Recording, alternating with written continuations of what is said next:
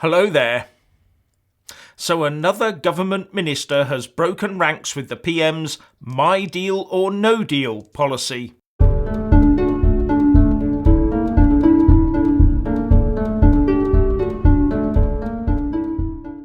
Now, before I continue, I'd just like to say a big thank you to all the viewers of this YouTube channel, whether you be Leaver or Remainer, and wish you all a Merry Christmas and a very happy and prosperous New Year. And I would also like to especially thank those of you who are patrons and help me financially, without which I would not have the time to dedicate to this important subject. Now on to business. The Defence Minister Tobias Ellwood has joined fellow ministers Amber Rudd and David Gauke in claiming in a Times article that a no-deal Brexit on WTO terms is not an option. He did though say that it was right for the government to be spending money and time on it and to make the necessary preparations for what he calls a disorderly no-deal Brexit. But the damage this worst-case scenario would cause means all efforts must be made to avoid it, he said. He then went on to say that our defence would be significantly degraded by lack of UK access to many international security programmes, and that security information exchange would halt until we had new agreements in place. We would immediately reduce our ability to tackle threats from terrorism to cybercrime, modern slavery to fraud, he said.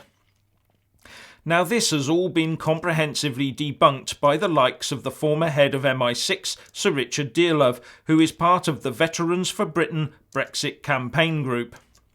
And while Tobias Ellwood is saying that, Theresa May is writing in the Express saying that the nation should drop the Leave-Remain divide and come together to find common ground in a UK-wide effort to rebuild the country as it leaves the European Union. And she also talked about all the domestic issues like the NHS, housing and schools that had been put on the back burner and now needed to be dealt with. And at the same time, government sources say they are now confident that MPs will return from the Christmas recess sufficiently spooked by the no-deal scenario to vote for the PM's Brexit deal, even if the vote has to be held twice. Ministers have also been summoned to an emergency meeting of the Cabinet on the 2nd of January, 1 week before Parliament is due to reconvene after the Christmas break on the 7th of January. How can Theresa May and her government team be so confident? She only has 317 Tory MPs at the moment and needs the 10 DUP MPs in a confidence and supply arrangement to take her over the threshold to win votes in the House of Commons. But without something concrete and legally binding from the EU saying that the Irish backstop is temporary and giving a time limit, you have to wonder if the DUP can be convinced to keep that support going. One has to assume that Theresa May will also be relying on some Labour Party and other opposition support to counterbalance the potential loss of the DUP and the potential loss of the number of Brexiteers from her own party who may vote against her deal. Or the more likely explanation is that it is all just government bluster. Because I cannot believe that any MP in their right mind would sign up to Theresa May's deal, as it is total EU vassalage, and if they do not realise that, then they are not fit to hold the positions they do. Also, let's look at the mechanics of her deal. It is not actually a deal.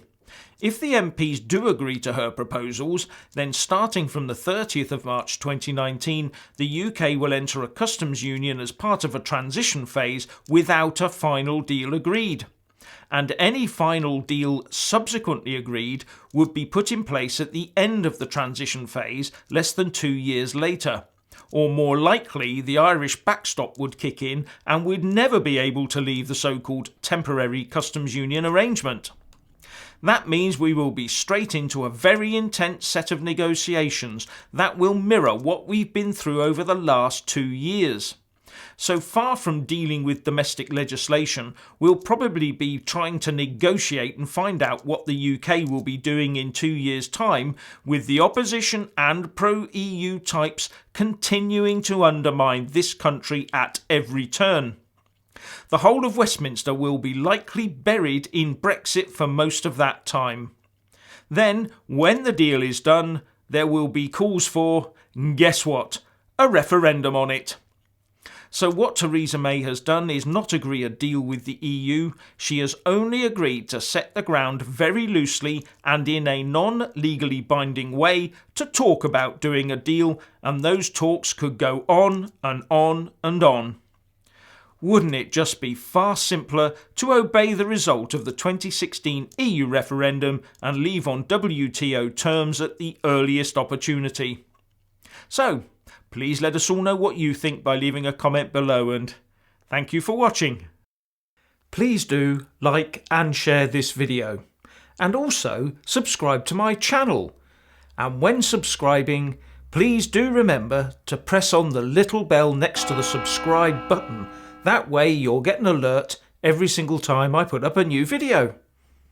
Thank you very much for watching.